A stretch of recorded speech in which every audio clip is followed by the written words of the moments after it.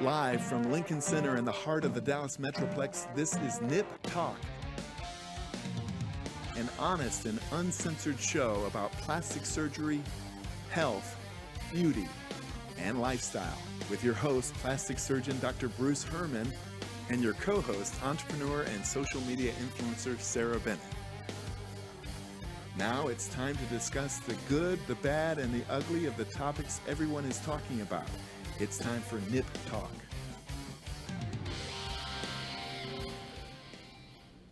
Hello everybody, happy Friday and welcome to Nip Talk. I'm your host, plastic surgeon Dr. Bruce Hermann. For all those watching live and on recording, thank you, we do appreciate it. Please hit that like and subscribe button and also leave us a comment. We want to answer your questions. With me today is my co-host, Sarah Bennett. How you doing today, Sarah? What's up? I'm pretty good. I love your outfit today. Now, Thank you. Is that from your store? Yeah, usually everything I wear is from my store. But this is from last year. Oh, it's like last year's stuff. Last week's episode, I was So wearing last week laptop. you had on that, it was the Monet or something, because we were talking about Monet. We called it the Monet bodice. Now, is that what you call it or that's what it's called? That's what we named it. Yeah. That's what you named it. Oh, yeah, that's very We get nice. to Well, name our your own outfit stuff. is on point today. Well, thank you look great. Yeah.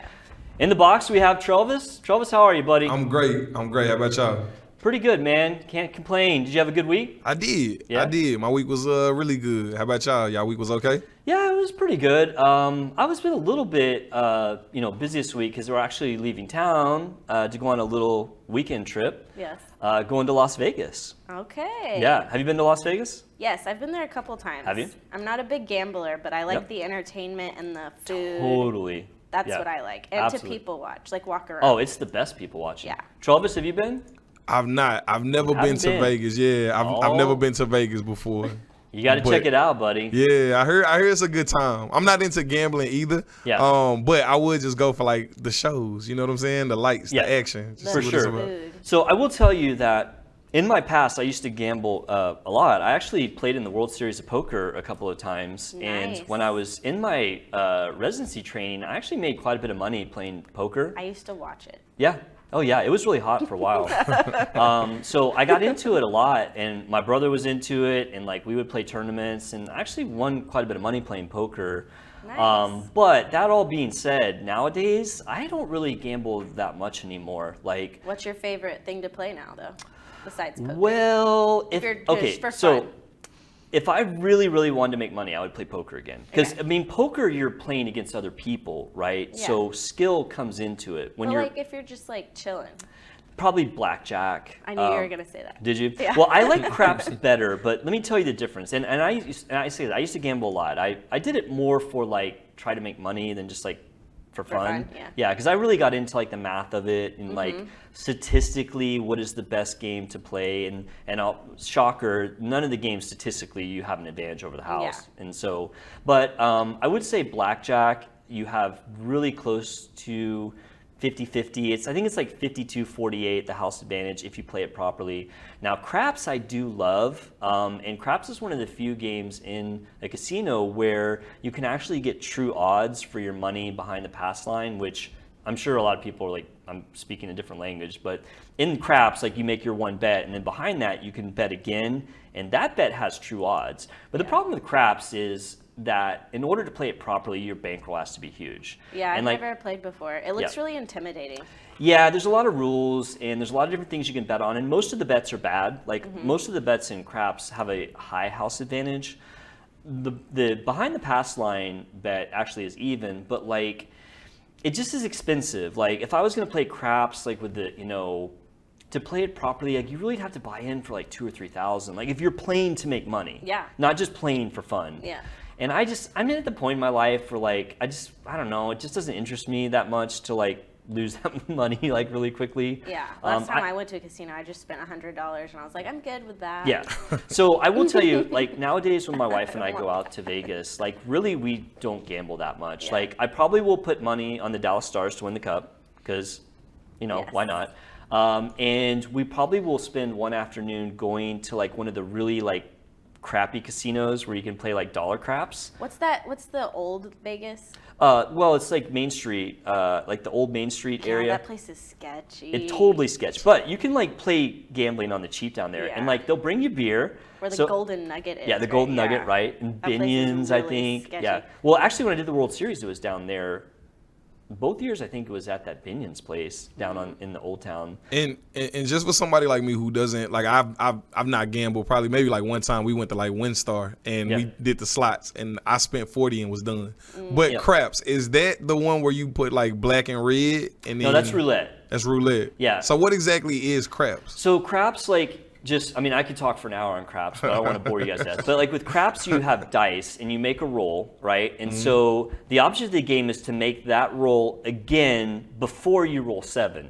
But with dice, like, basically the chances of you rolling a 7 is 1 in 6, right? Because no matter what number on the dice pops up on 1, there's a corresponding number that can make it a 7, right? If you roll a 1, then a 6 or 3 or 4, right? Makes sense. So your odds to roll a 7 are the highest. And so you roll a number, which is called your point, and then you try to roll it again before you roll 7. And if you roll a 7, all the money goes away. But there's like a million side bets in craps. And it's really exciting, like, honestly. I like to watch, I like to play. But when I play like a game, I have to play it properly, and to play craps properly, you gotta spend money. Yeah. And they do it on purpose because like they make the bet minimum so high that it makes those bets have to be really high to play it properly. So yeah. With your description of it, I can say I've seen craps played. Yeah, they just have not the at stick. Yeah, the stick, right? Yeah. Just not at the casino. Oh, right. I've seen it played before, just not at the casino. Yeah, interesting, man. But anyway, so yeah, we're gonna head out there, and I think Aerosmith's playing one night. That's cool. So we're gonna catch Aerosmith, and the Chainsmokers are playing at XS, which is a club at the Wynn. Nice. Which, But whenever I went there, I went to like a burlesque style, Did you? like circus. like Cirque du Soleil or something? Yeah, but it was like burlesque. Yeah. And There's a lot of good shows out New there. word, burlesque. Yeah. I mean, the thing it was risque. Anyways, and then we ate at Gordon Ramsay's. Oh yeah, totally. Yeah. So when my wife and I go out there, like we may gamble like part of one day, but like we're gonna hit concerts, we're gonna hit clubs, we're gonna hit restaurants, shopping. Probably hit the pool one day. Like there's just so much to do out there. I think the funnest thing about Vegas is like, I think most casinos there, like as long as you're playing, they'll give you drinks. Yeah, they will. For Yeah. free. Mhm. So like, I think Texans are so used to going to WinStar. You have to pay for your drinks, though, yeah, right? you have to pay Yeah. for your drinks. So know- whenever I told people that, I was like, yeah, when you go to Vegas, as long as you're playing, Yeah, it's free drinks. free drinks. And they're like, what? I'm like, Yeah. Well, totally. Yeah, but the Pace thing is yourself. like, I mean, if you're in any, so I like to stay at the Cosmopolitan. That's like, I've stayed there many times. I love that hotel. But like, if you stay in any of those nice hotels, like, if you're gonna gamble, like the minimum is like pretty high. And it's not like, I can't afford it. It's just like, I don't know. I just don't care to do it. yeah, I I'd think rather I be out. stayed in the one that was like Roman inspired. Oh, it's Caesar's Palace. Yeah, Yeah, I Caesar's. think so. Yeah. Maybe. Yeah, it's Yeah, probably. it's probably that one. Yeah, Caesar's Palace.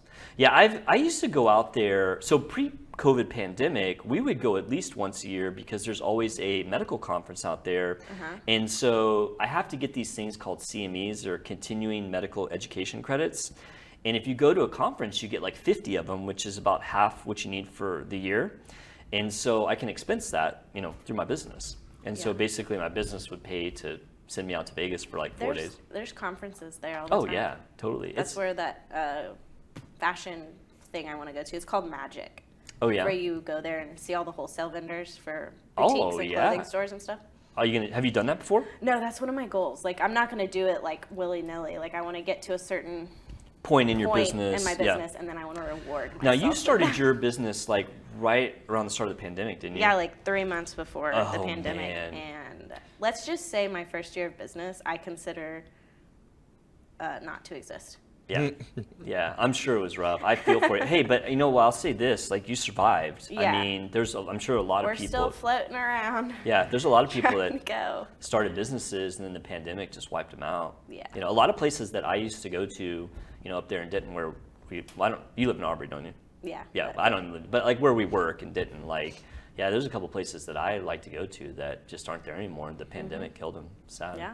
Well, I'll definitely have to take some pictures of Vegas. Like, I love that town, so I'll see what trouble I can get into out there. And Trovis, you got to go sometime, man. Yeah, facts. No, that's going to be the time. next trip I plan, Vegas. Let's do it. All right, well, let's move on to our first segment today, and we're going to do a plastic surgery 411. Okay. And I really like this topic because it's something I think that a lot of people can learn from, and is how to choose a plastic surgeon.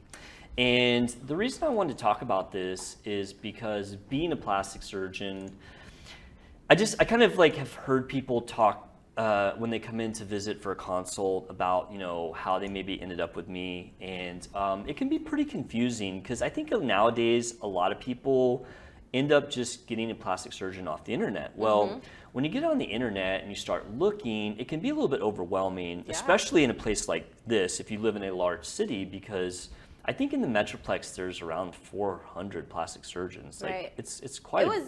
For me, it was really easy. I just used one of my friends. She recommended a plastic surgeon to me, and plus I lived in Georgia. I don't know how prevalent Georgia plastic Did you surgeons live like are. in a big town, or? I had to go to Savannah. Savannah, Yeah. right. Yeah, I mean, it's probably easier like if you live in a small town because there may be one or two and like everybody probably, you know, knows them. You know, like here in the Metroplex, like if you were to, you know, see how many plastic surgeons are in a 10 or 15 mile radius of where we're sitting right now, it's probably 100. So it's like, how do you pick, right? Yeah.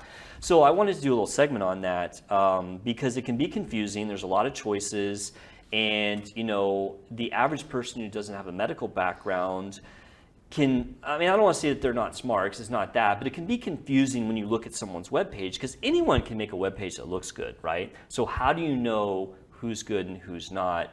And that's what I kind of want to cover. So the first thing I would say if you're choosing a plastic surgeon is cannot stress this enough, to avoid medical tourism. What does that mean?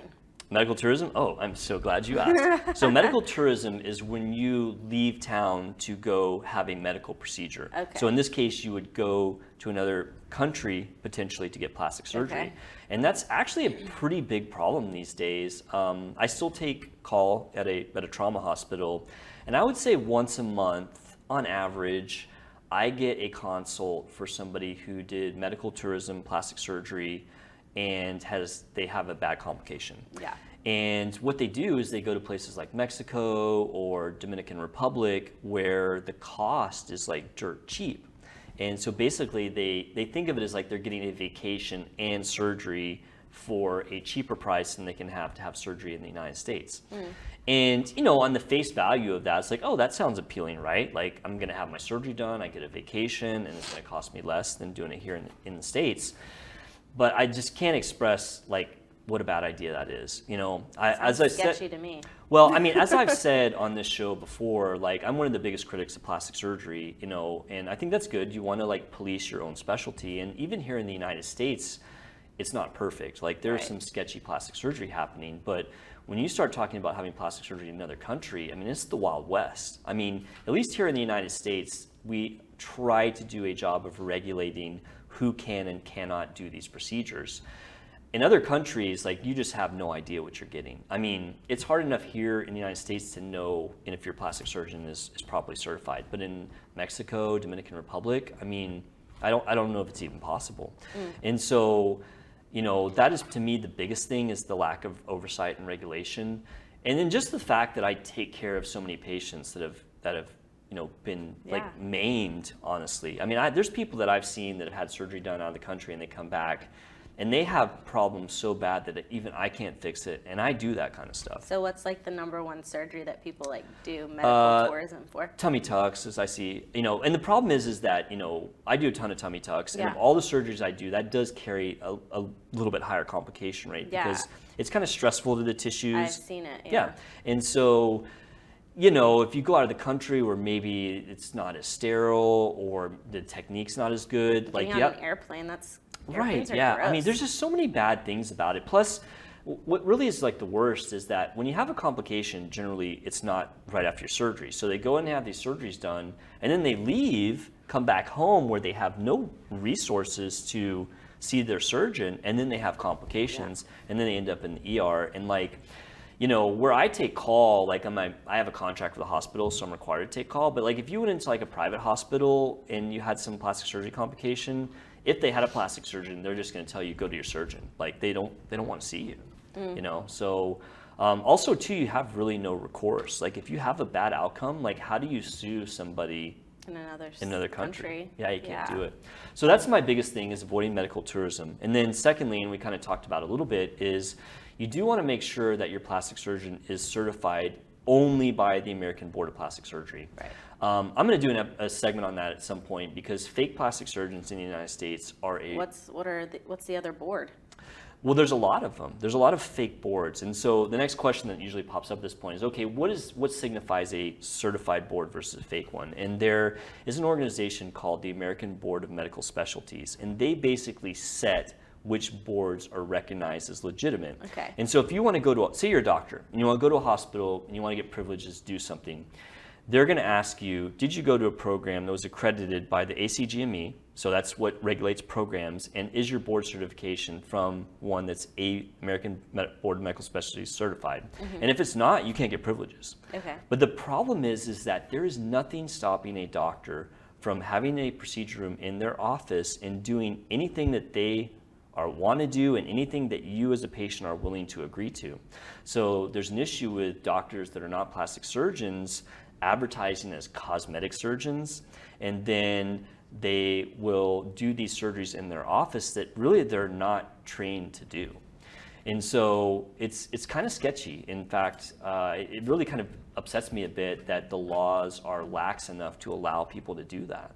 And sometimes people will get in trouble, because invariably what happens is if they're not trained to do these, they have enough complications that, you know, maybe the medical board comes after them. That sounds so scary. Yeah, totally. And the problem is that their website will look every bit as good as, like, say, my website. It'll say I'm board certified, and they'll oftentimes leave out what board it is that they're certified. Yeah. And they'll use one of the fake boards that anyone can get certified by. Mm-hmm. And so as a consumer, you look at that and you're like, oh, this person's totally legit. They have a web page and they're board certified, and, you know, they say they're good. And, you know, in reality, like, they're not really trained to do the procedures that they're doing. So American Board of Plastic Surgery, that's the only one that really is. I learn something new every day.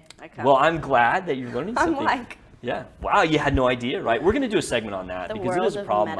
It's kind of one of my pet peeves, right? Because, you know, as if plastic surgery doesn't, you know, get a bad enough name, then you get people who aren't even plastic surgeons out there doing bad things, and it just really bugs me. But well, the medical field, anyways, you have to put a lot of trust into your right, doctor. Exactly right. So. Yeah, and how do you have trust in somebody who's, like, you know, actively deceiving you? Yeah, that's crazy. So the other thing, if you're choosing a plastic surgeon, is you do want to kind of think about, do you want to see a specialist, mm-hmm. right? Because there are specialists within plastic surgery. I being one of them. Yeah, I'm a breast and body specialist.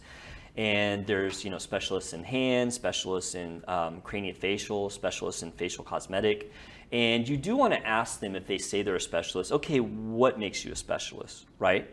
And for me, the answer is, well, after I finished my plastic surgery training, I did another whole training program in cosmetic breast and body surgery, and have, you know, a certificate from that. Now, there's not a board certification for that, so it's not, you know, quite as involved as doing plastic surgery, but it does make me a specialist. Yes. With something. With something, right. Yeah. So I think that, you know, there's nothing wrong with going to a general plastic surgeon. You know, there's a lot of people out there that, you know, do all kinds of plastic surgery, and maybe they're excellent at it. So I'm not saying you have to go to a specialist at all, like, but they do exist. And so that's something to think about. You know, do I want to seek somebody out that only does the procedure I'm doing, or is it, you know, is somebody else, you know, fine. A lot of times specialists will charge more, you know? Yeah. Like, and I do that in my practice. Like, I'm a little bit more expensive than some of the guys right around me, because I can, you know, demand it. Because there's like a general plastic surgeon. Yeah.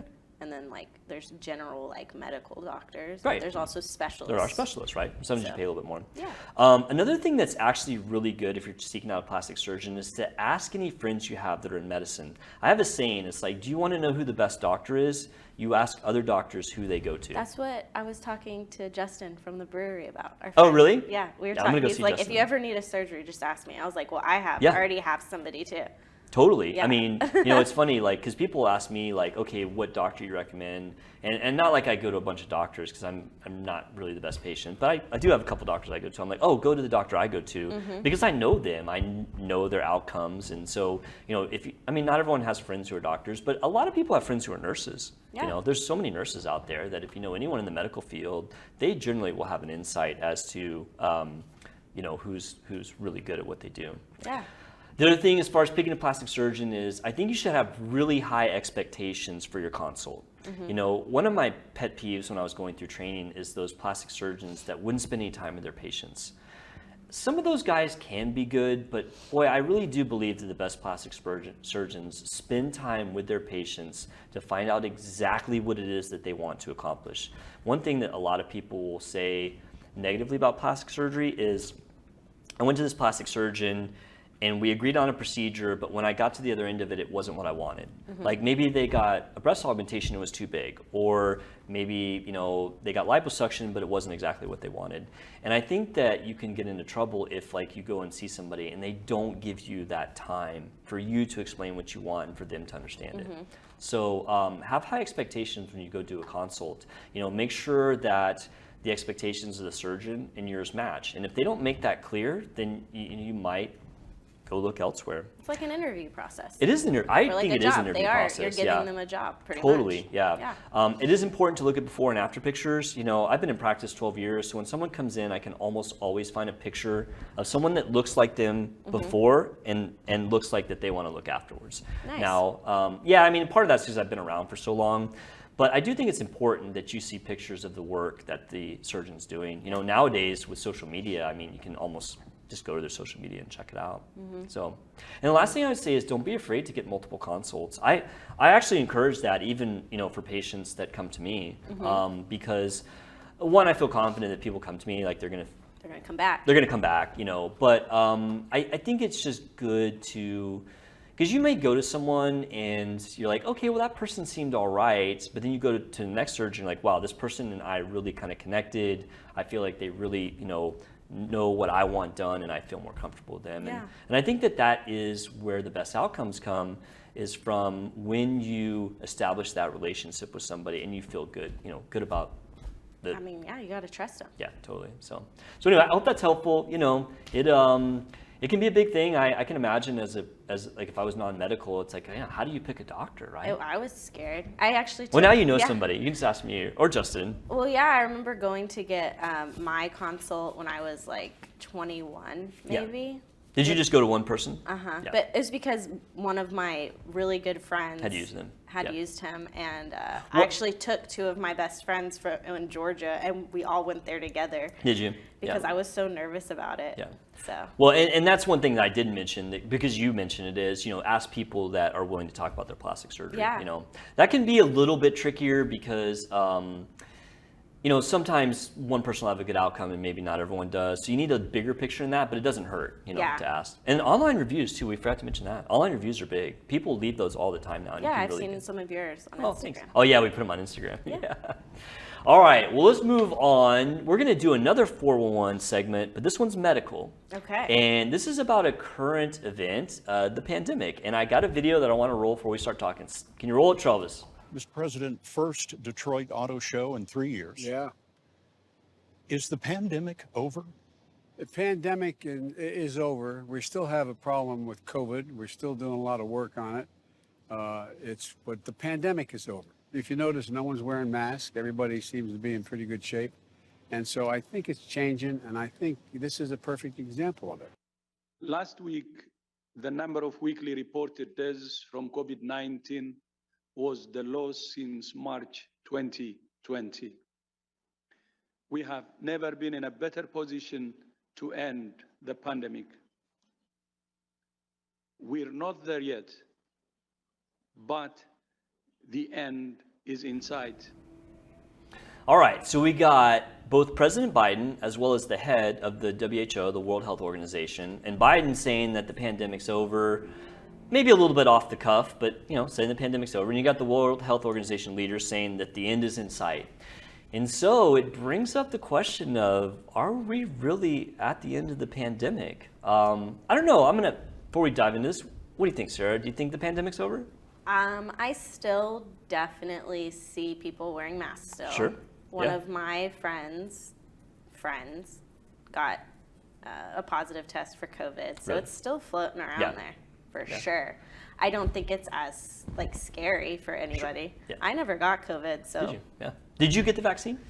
I Good. just got the 2. Yeah, the 2. Yeah. I didn't get booster or anything, and Yeah. I didn't make my daughter do it either. Yeah. So Travis, what do you think? Is the pandemic over? So I won't say the pandemic is over, but I don't think it's like as big like level wise as like a pandemic. Like I guess we can't say it's like, you know, it's rampant, but I think there is still a problem with it. Yeah. Like I think we do still have to be cautious and make sure we wash our hands, staying like socially distant to a certain extent, and still like masking up. Yeah. So I definitely am. And I did get the vaccine too. Like Sarah said, I got the 2. I didn't get the booster or anything else, but I did get the original.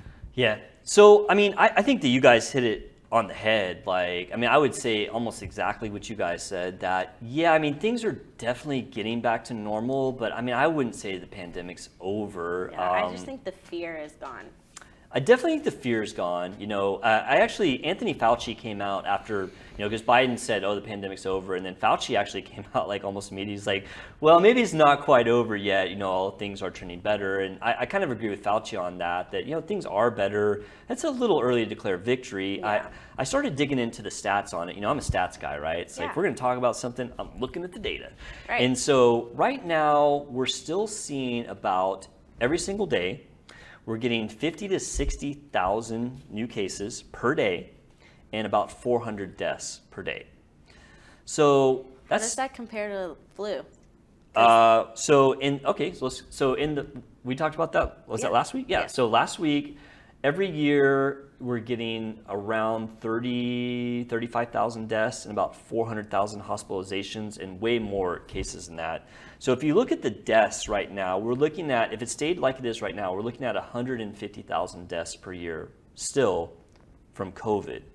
That's a lot. I mean, that puts it well into the top 10 of like most, you know, top 10 causes of death in the United States. Now, to be fair, nowadays, most of the deaths are coming from patients who are really at risk. You're talking like elderly patients, especially elderly patients that have other comorbidities, you know, COPD, diabetes, pneumonia. COPD, right? So it's not like in the early days of the pandemic when you're seeing, you know, people that are 40, 50, you know, and healthy 60-year-olds, you know, go down from COVID. But, you know, when you look at the numbers like that, I mean, it's hard to say the pandemic's over. I mean, I do agree that the urgency of like the shutdown of society is not there. Like hospitals are not getting overrun. Yeah. You know, I mean, you still hear about things like supply chain issues. But, you know, let's compare it though, all right? So we know there's 400 deaths per day and 50 to 60,000 cases. At the peak of the pandemic, we were getting 800,000 new cases per day. 800,000. So we're way down. It's about 5% of what we were in cases per day. And the deaths were at the peak 3,000 to 4,000 per day. Wow. So we're about 10% of the deaths and about 5% of the cases. So definitely I think that we got a handle on it. You know, I would have hoped after 3 years that we could have wiped it out.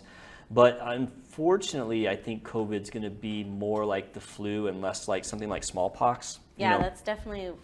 I mean, my mom thought that too. Yeah. The Miss Public Health Nurse, but like, I just remember thinking like, this is probably, especially when they came out with the vaccine. I was like, we're gonna have to get it's a a new COVID reality. vaccine every year, just Yeah. like a flu vaccine, because I bet there's gonna be a Yeah. new strain that's Yeah, gonna come out. and that's all what we've this seen stuff. with COVID is, you know, I talked a lot about COVID during the pandemic. It's honestly one of the things I built up my social media with is I Yeah. would do like these like weekly live streams, which is how this show evolved, and would talk about COVID. And it was interesting how the variants changed. No, that alpha strain was pretty lethal. Like, I mean, comparatively, you know, it was pretty dangerous compared to like the Delta and then the Omicron that we see today.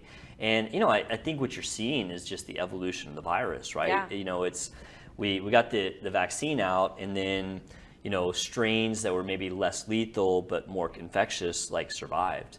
But the good thing is that, you know, nowadays with so many people being vaccinated, even if they end up getting COVID, they tend to have much, much more mild courses. Yeah. You know, I never got COVID. I was vaccinated, double vaccinated and boosted early on being in the hospitals. Same thing with my wife. She never got it, but our kids did, you know, and my son got it when he was vaccinated. He got Omicron. And then my daughter got it, but she's younger, so she hadn't been vaccinated yet. I never got it. The interesting thing is, though, is that even though my daughter got COVID, and I didn't realize she had it because she had the really weird symptoms of it. Like, she was sick, and I was let her, like, sitting right next to me, and I think she even slept in our bed, you know, because my wife was out of town. I never got it. Yeah. And I think it's, you know, I have to say it's the vaccine, you know, Probably, the vaccine and the boosting. But yeah, it's a really interesting thing. I was kind of looking too at like what is the kind of general consensus of the United States right now. Like, I know everyone's, you know, pandemic fatigue, but what does the average person think? And, you know, at this point, we're seeing across the United States about 2/3 of people saying that they never wear masks anymore. Yeah, I don't. I mean, I do. I wear them at work. You know, Yes. the hospital still require it, and, you know, the wound clinic requires it. I wear it in my office out of respect for my patients. You know, sometimes if they're not wearing a mask, I'll say, do you care if I wear a mask? And if they say no, I'll take it off. But yeah, if you go out in public, you're not seeing them as much. And some of it is regional. We live in Texas here, so, you know, Texas was not having like all the mandates, you know. And so I think in this location, you're seeing people not being quite as precautionary. Yeah, I think the demographic I've seen the most wear masks, at least coming into my store, are just like older people. But I mean, they're the ones that are most at risk. So Yeah, maybe totally. they might have some type of, you know, autoimmune issue that. Yeah, my mom, so my mom's still living. She's in her 80s. She also has leukemia, but it's in remission. Yeah. And I was really kind of on her about being careful. I was like, especially when like Alpha was out, I was like, look, just don't get out. I'll bring you groceries, you know, don't get out. Because you're like the classic person that would die from this, you know, even though she's not in bad health, you know, she does have cancer, but it's in remission, but she's older, you know, and so I was super nervous about her. And my wife's parents too, you know, they're both older, and they actually did get it. My mom never got it, but my wife's parents got COVID, and fortunately they got it after they were vaccinated and boosted, and they got Omicron, and they were fine. Nice. I mean, well, I say they were fine. They were, you know, they were saying that they felt pretty sick, but like they didn't have to go to the hospital. Yeah. You know, so, yeah, I think that most people. The other statistic is like I found a statistic that was purely, you know, do you think life's back to normal? And so it's pretty interesting. 20% of people said life is completely back to normal. 20% of people said no, everything is totally terrible. And then the bulk, 60%, said somewhere in the middle. Yeah. So I don't know. I don't think the pandemic's quite over. I'm definitely happier now than I was a year ago. Same. Yeah, things are a lot better. You know, Yeah. for all intents and purposes, you know, people are out doing stuff, which is good. You know, the lockdown was bad for everyone. Bad for business, your business, Yeah, I'm sure. it was. Was bad for my business. So, you know, I'm glad that people are kind of getting back to normal. I think you were right though. Like this isn't going to be something that goes away. No. You know? It's not like smallpox where you eradicate it and it's gone forever. Like COVID's going to be hanging around, and, you know, new strains will come out, and then, you know, we'll probably have to get, you know, new vaccines and stuff. Yeah, I mean, you said smallpox, and then there's that. What was that other disease they tried to like? They were talking about how it like is coming back. Syphilis is coming back. No, they're talking about. I mean, that's awful, but monkeypox. Oh, monkeypox. Yeah. Yeah, monkeypox. I keep saying, like, I took my daughter to like urgent care because. You thought she had monkeypox? No, she got. She got. I mean, they might have thought that she had monkeypox, but she got staph. Staph, yeah. A staph infection on her really legs. common. Yeah. Yeah. And I was like, oh my gosh, I hope they don't think this is monkeypox or something. I thought about doing a segment on monkeypox, but like it kind of hit, and I was kind of watching it to see like, okay, is it worth even talking about this? And then I don't think it really got out of control. Yeah. And so yeah, it's been on like my B list of topics. Like, oh, should we do a monkeypox topic? I don't know, but it's good stuff. Yeah, it's interesting to talk about. Like, I mean, this is our life now, right? It's like preparing for like the next big, you know, pandemic. That's horrible. All right, we're gonna do a little bit of social media stuff. You know, when I'm prepping for the show, I'm always looking like in the news, like is there stuff about medicine? Is there stuff about plastic surgery? And I actually saw a news article about a TikTok that went viral, but it had to do with plastic surgery. I've seen it. I don't know. I hadn't seen it, but once again, I I tend to put more stuff out than I consume, so I hadn't seen it, but I just cracked up when I saw it. I thought we would talk about it. It's more funny than really anything informative. All right, roll the TikTok, Travis. Okay, I'm going to jump on this trend. 5 things I would never do, having worked in the plastic surgery field for 35 years and having worked for 2 of the world's finest plastic surgeons. Number 1, I would never get breast implants. Number 2, never get fillers in your face. Number 3, never ever get a laser peel. Number 4, never under any circumstances combine a facelift with a tummy tuck. And number 5, most important of all, do not hunt for a bargain in plastic surgery. There ain't one. So have you seen that one? Yes. You did see it? Yes. It cracked me up, like, so that has 4 million views, which, I mean, you know, that's a lot of views. Like, I think I only have one video that has more views than that, so that's definitely a viral video. And it's viral enough that someone wrote, like, an article about it. Yeah, you know, I saw it and she said plastic surgery, and I was like, I don't care. Nope. So anyway, I found that kind of humorous, you know, and also it's worth discussing because, I mean, this is the problem with social media is like people will post something and for whatever reason it goes viral and then millions of people see that and a lot of people will just take it on face value. They're like, oh, well, this lady, you know, she worked in plastic surgery for 30 years and she's saying these things are bad, so they're bad. Yeah, she said breast implants. Yeah, breast implants. So I was going to kind of go through each one. Yeah, whenever she said that, that's what I meant to say. As soon as when she said breast implants are bad, you're like, yeah, no, she didn't know what she's talking about. I was like, no. So, I mean, yeah, so I was just going to go topic by topic. So, you know, breast implants, like, I keep promising we're going to do the breast implant illness. That's kind of the hot topic thing about implants right now. And we are going to do a segment on that. But I mean, honestly, like, you know, I would ask somebody like that to like come to my practice where, I mean, I do, you know, breast implants almost every week. I've been doing that for years and I don't have people coming back with problems. Like we occasionally, the biggest thing for me with breast implants and anyone across the country is the chance of getting scarring, like the breast implant getting hard. That's just the biggest risk of implants, bar none. But, you know, the thing is if you get that, it's easily fixable. So it's like, okay, well, is that such a terrible thing? I guess she's probably referring to like that really rare cancer that's associated with implants, but even that's like super, super rare. And it's only affiliated with the textured implants, which really we don't use in the United States. Now, she sounds, I think, British or something. Yeah. Is she British? Do you know her? No, but I think just by looking at like her, So I feel like, no, but I feel like she's British. I feel like she might have changed her lifestyle. Like she used to maybe be more superficial. And more, yeah. Maybe, and so, I don't like, know. I mean, that's what I've noticed because it's really popular on TikTok to talk about like, oh, All I natural. took my implants out and I feel so much better about myself and I feel well, that's a big topic. You know, We are going to do that. We may have to do it like in the next couple episodes, but yeah, I don't know. Like, I mean, the overwhelming majority of people who get implants are happy with them. I mean, the overwhelming majority. I'm one of them. Yeah. So. Well, the next thing she talked about was facial fillers. Like, I mean, on the one hand, I hate when people go overboard with facial fillers, but if you do them properly, like they're great. Like you can literally shave 5-10 years off of your appearance by using facial fillers. Like, and there's really no complications with them. I mean, in the 15 years I've been in plastic surgery, I've had 0 complications with facial fillers. Mm-hmm. So it's like, how do you say that that's a bad thing? Like, I don't know. Like, I want more information from this lady. It's like, why did she say these things? Yeah, we'll have to go see if she made any more videos. And then laser peels, like I love laser. I have a laser in my office that I love. I did one on myself and I can tell a difference, like absolutely. I'm about to redo it. Like laser season's about to hit. So I'm about to like have Patty. There's a laser season. Well, so you don't want to do, so like lasers and broadband light, you don't want to do in the summer because the sun affects the potential to have issues. Lasers not as much, but like definitely intense IPL, intense pulse light. If you've had sun exposure and you get IPL, like you'll burn. So we really don't do that in the summer unless it's somebody who like hides from the sun. Gotcha. You know, but yeah, I did a laser in like January, I think, and man, I loved it. I did it on my wife. I could tell a difference on her. Like lasers are great. I don't know what maybe she saw somebody's face melt off or something. I don't know. Yeah. But the laser that I use a Cyton, the Halo, and I love it. Like it's great.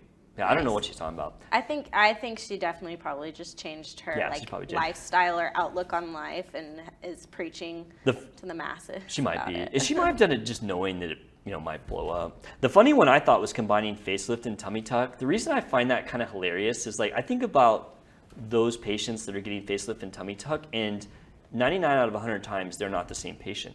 Who gets a tummy tuck? It's somebody who's like 30 who just got done having kids. They're the people that get tummy tucks. Who gets a facelift? It's like the 60-year-olds. Like they're not the same patients. I mean, I have occasionally done tummy tucks on older patients that might be in that population that would want a facelift, but like Together? Well, I'm just saying that like the reason I think that that's a funny thing for her to say, it's two procedures that are done on two different populations of people. So I just don't understand her like aversion to doing them together, because really they're not done together. Mm-hmm. I mean, there's really no reason you couldn't do them together. I mean, I guess if like somebody lost like a bunch of weight and like they had like maybe. I mean, I think about it, like, would I recommend, so, I mean, honestly, I almost halfway agree with her, because tummy tuck's a pretty big operation, and facelift, it's not painful, but there's a lot of swelling, and there's dressings that you have to do, and I can imagine it would totally suck to do those if you had a tummy tuck. I mean, I find it comical that she said that, but I kind of agree with her. Like, I probably would recommend people not do that either. It's just two big operations. Sounds like a hard month. It would be, definitely. And the last one, I totally agree with her. Don't go for bargain basement plastic surgery. Yeah. It's like medical tourism, right? Yeah. I mean, it's like, why would you go to someone to cut you open that's the lowest bidder? Like, that just sounds like a bad idea. Yeah. But anyway, I thought that was kind of a funny thing. I love looking at those TikToks about like, plastic surgery and medicine. Like, they're kind of entertaining. But yeah. So, all right, Travis. Time for some questions. Do you have any questions? This might be your favorite part of the episode. I do. I'm looking at the day where we get like, more questions than we can answer. Facts. So coming. We do have a few questions. Okay. The first question is it normal for plastic surgeons to know about COVID? Oh, because we're talking about the pandemic. Mm-hmm. So the reason I know about it, well, two reasons. One, I sit on the medical executive committee for a surgery center. And so we were the ones that were responsible for making policies, responding to COVID. And so because of that, I had to like keep up to date on all the research on COVID. And then the other thing is my wife made COVID policy for University of North Texas. And so like between the two of us, we were like always up to speed on what's happening with COVID. And I like to talk about it like on social media. So I'd say no, not normal, but I just happen to know about it. For sure. All right. Next question. Do patients travel from other states for you to do surgery on them? That's from Lori. Oh, yeah, from Medical Travel. So I'm not a huge fan of tourism even within the United States, only because I really like to see somebody do an evaluation. That's hard to do like in telemedicine. And then also like the follow-ups are hard, because I like to see people usually immediately after surgery, so like 2 or 3 days, then 2 weeks, and then 2 months, and it becomes hard for people to follow up. That being said, if somebody's willing to do the stuff that I want them to do, I will do surgery on people that travel. And I have people travel within Texas a lot. Like I've had a few people come up from Houston. I've had a lot of inquiries about people from out of state. I've done maybe 1 or 2. In general, I recommend people find a surgeon near them just for the convenience factor. But I mean, if somebody really wants me to do the surgery, I'll do it. But like, I'm not actively seeking, come fly to Dallas for me to do your surgery, So. Yeah. One more question. Sure. One more question. Would you do a breast augmentation and tummy tuck at the same time? Definitely. Yeah. It's a classic mommy makeover. Mommy makeover is just a trash can term for usually doing a tummy tuck and something else, usually breast related. So yeah, usually, very commonly I do 1 a week. Mondays are my full OR days, so I'm usually doing mommy makeovers on that day, and it'd be like tummy tuck plus breast lift, breast augmentation, breast lift and augmentation.